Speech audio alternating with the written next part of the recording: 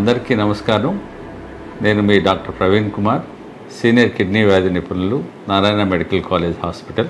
ప్రతి సంవత్సరం మనం ఆగస్టు 3వ తేదీ నేషనల్ ఆర్గాన్ డొనేషన్ డే జరుపుకుంటున్నాం.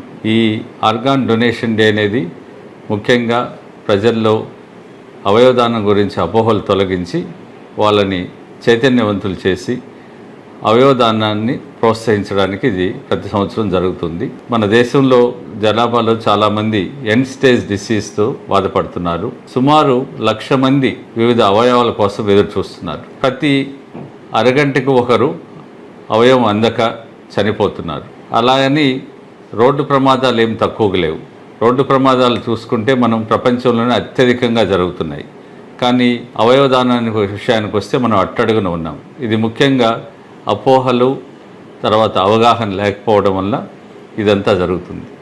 ముఖ్యంగా ఒక మనిషి చనిపోతూ ఒక 8 మంది జీవితాల్లో వెలుగును నింపొచ్చు. మన అవయవాలను స్వర్గానికి తీసుకెళ్లే బదులు ఇక్కడ భూమి మీద వాటి అవసరం ఎంతో ఉందని గమనించాలి. మనిషి మన తల్లి జన్మనిస్తే అవయవదానం ద్వారా పునర్జన్మనిస్తాం. అట్లాగే అన్ని దానాలకెల్లా అవయవదానం అనేది మహా గొప్ప దానం. చనిపోతూ ఆ అవయవాల్ని మట్టిలో కలిపకడం కన్నా 10 మందికి ఉపయోగపడేటట్టు దీన్ని ఉపయోగించుకుంటే మనకు ఈ ఆర్గాన్ డొనేషన్ అనేది మనకు ఒక సాధ్యత ఏర్పడుతుంది. ముఖ్యంగా కిడ్నీలు, లివరు, గుండె వీటి అవసరం ఎంతో ఉంది. ఇవి సాధారణంగా ఫెయిల్యూర్లోకి ఎక్కువగా పోయేదానికి అవకాశం ఉంది. ముఖ్యంగా మన జీవనశైలి, తర్వాత రకరకాల మందులు వాడడం వల్ల, ఊబకాయం వల్ల, బీపీ, షుగరు ఇట్లాంటి వ్యాధుల వలన ముఖ్యమైన అవయవాలు, కీలక అవయవాలు పాడైపోయి అవి ఎండ్ స్టేజ్ డిసీజ్కి చేరుకుంటున్నాయి. ఇలా ఉన్నప్పుడు వీటికి ఒకటే మార్గం అవయవాల మార్పిడి.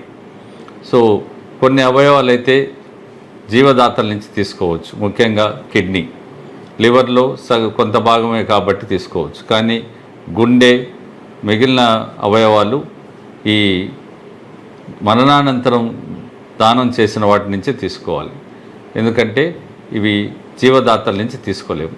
కాబట్టి మనం ఈ అవయవదానం గురించి ప్రజల్లో ఎంత అవగాహన కల్పించి వాళ్ళని చైతన్యవంతులు చేస్తే అంత ఎక్కువ అవయవదానాలు జరిగి మనం ఎక్కువ మందిని బతికించవచ్చు. కాబట్టి ఈ నేషనల్ ఆర్గాన్ డొనేషన్ డే సందర్భంగా నా సందేశం ఏంటంటే, మనం మరణించిన తర్వాత మన అవయవాలు 10 మందికి ఉపయోగేటట్టు ఒక వాంగ్మూలాన్ని ఇస్తే అది హాస్పిటల్ వారు ఆ కుటుంబాన్ని అప్రోచ్ అయ్యి అవయవాలు తీసుకునే ముందు వాళ్ళు కన్సెంట్ ఇస్తేనే అవయవాలు తీస్తారు.